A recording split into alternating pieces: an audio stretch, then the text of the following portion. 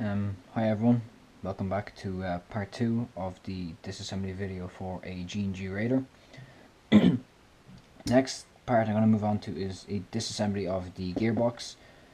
So because I already went through the introduction, all that in part 1 when I was taking apart the externals, I'm just going to jump straight into this.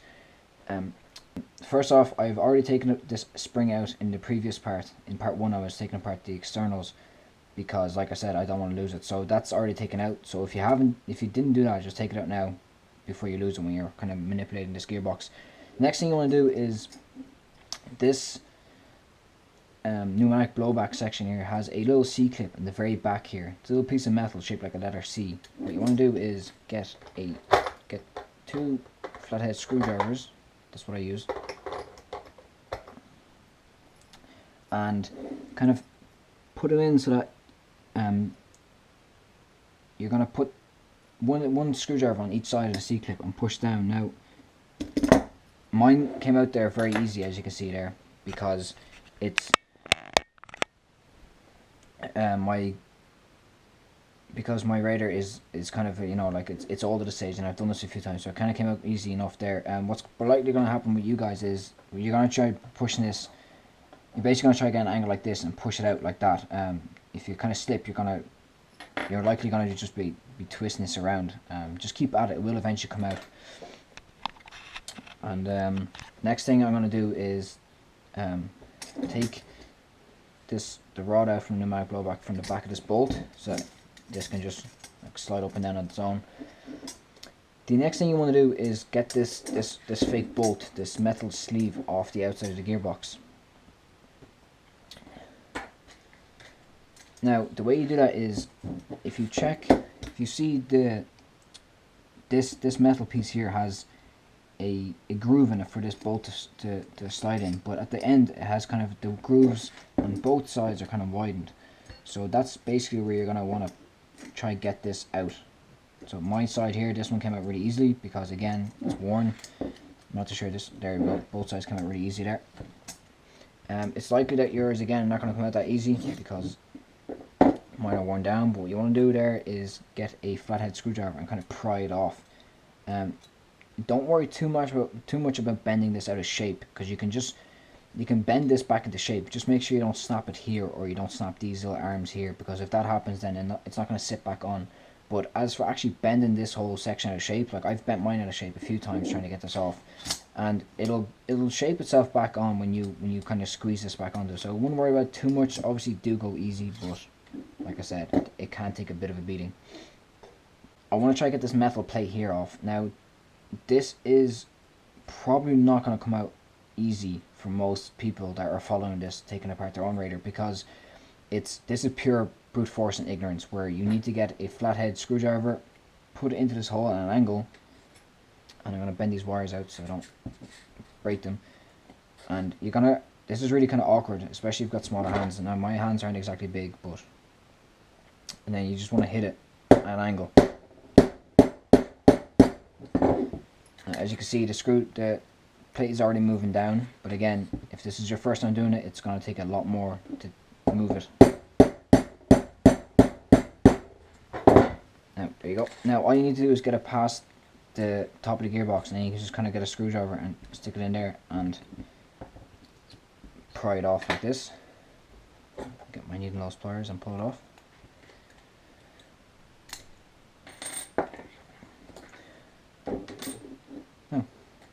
And when you're working with these gearboxes, just make sure that you don't damage these wires anyway. Kind of make sure that they're not getting caught under the gearbox when you're doing stuff like that. The next thing you want to do is this black piece of metal here is actually a sleeve covering the inner brass tube here. So just pull that off backwards. Comes off pretty easy. And then this upper section here just lifts off pretty easy. And that's actually where the air travels through and pushes the bolt back for the pneumatic blowback. A lot of people actually disable them, but if you disable them, make sure that you disable it properly, because otherwise you will lose FPS and power, because obviously the air is no longer going anywhere. So just make sure you do it properly. Put this over here. Next thing to do is this little green rubber almost O-ring thing. Take it out. You can leave it in there and just take it off when you separate the gearbox pieces, but it's probably just easier to take it out now. Next thing to do is flip it over. Some gearboxes, the screws are actually on the other side, so depending on what way you're working on this, it may be different. So if you've got Allen screws on the outside of your gearbox, be very careful with them, because they are in general are quite brittle and they're not very strong. I'm just looking for a correct Allen key size here to take these out with. We go. Yeah, make sure you get decent quality Allen keys as well, because it's likely that you're gonna kind of wreck the head on these screws otherwise. Right, sorry about that. I just decided to pause that video just so that it doesn't run over. But I was just looking for a correct size to get these out. Like I said, they're very brittle and they're very soft. I don't know why. It doesn't seem to matter how high of quality your airsoft rifle is, unless maybe you're going to Tokyo Marui, which I've never taken apart because I don't see the point in it. But these screws seem to always be really kind of soft metal, and it means that especially when they're Allen keys, they mold out of shape and you wreck the head on them when you're trying to take them out, especially when you do it a lot. So I just basically found the correct size here, and I'm just going to take these all out. Now when you're starting to take this gearbox out, it's not really essential that you're holding this down at the start when you're just taking out 1 or 2 screws, but as you take out more and more screws, as well, you want to make sure you keep the screws together. But as you're taking out more and more screws, I would advise you put pressure on the top of the gearbox. So I'm going to start doing that now.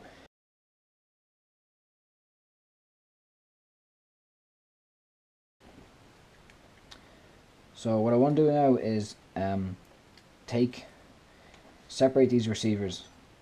Now I would suggest, well, I wouldn't even suggest, you definitely want to make sure that you have a screwdriver in the back here, and that's basically going to stop the spring flying out too far. So what you want to do is separate the upper and lower receiver,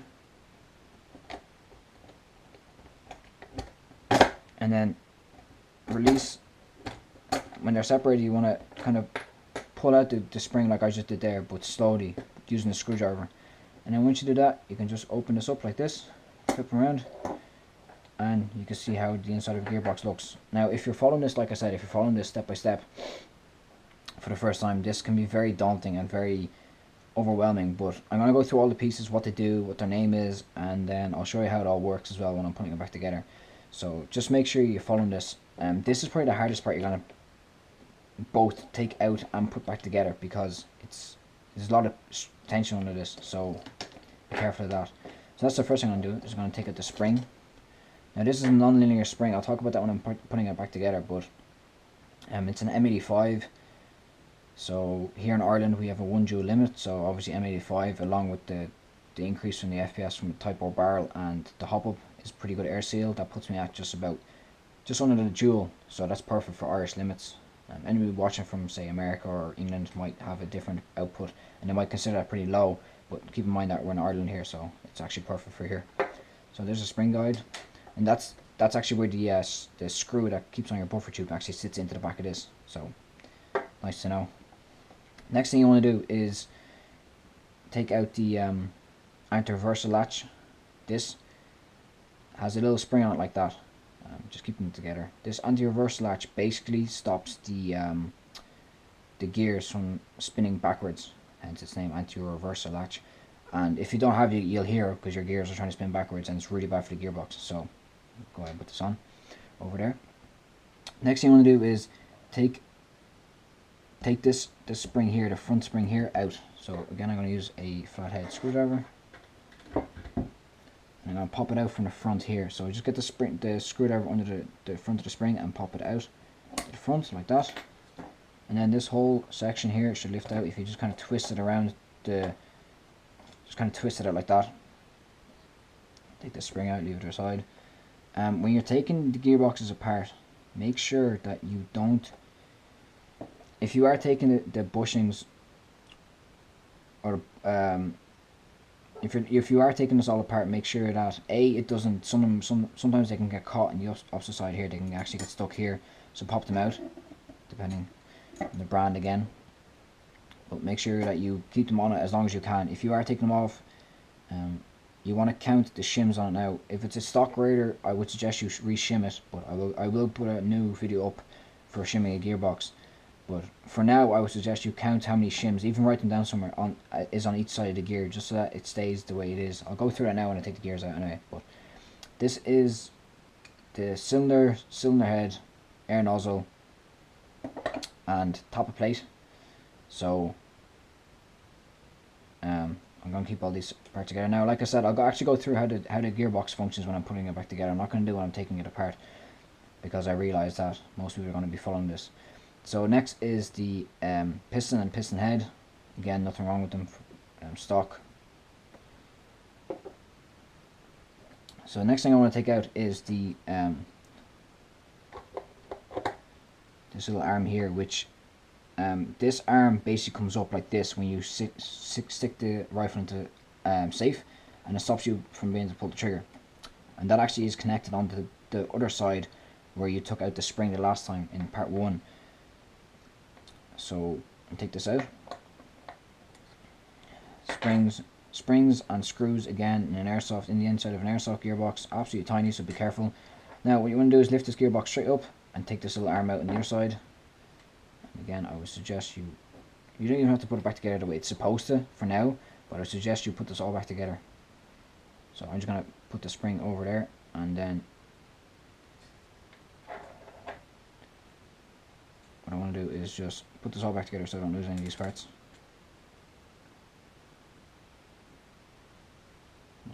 If you have magnetic screwdrivers, this will be a lot easier.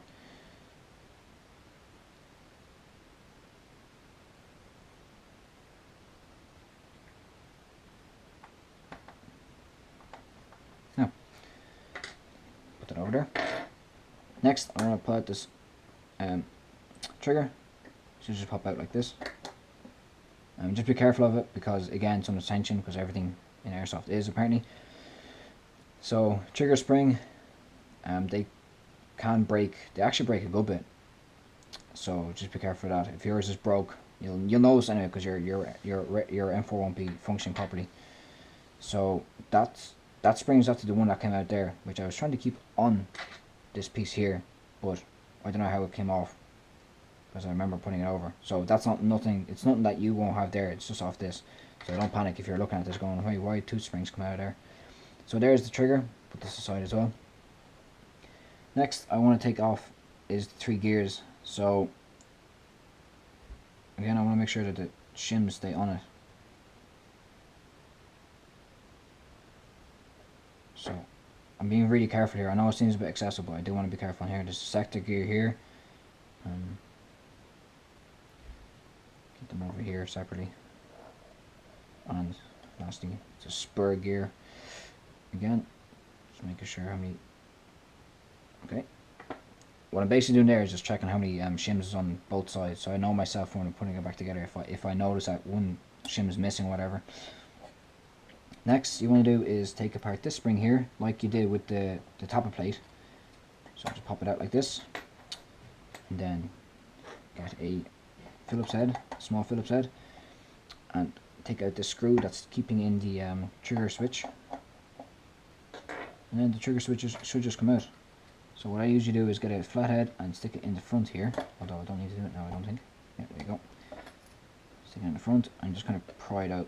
And just be careful with it, because, you know, like again, airsoft and brittle parts.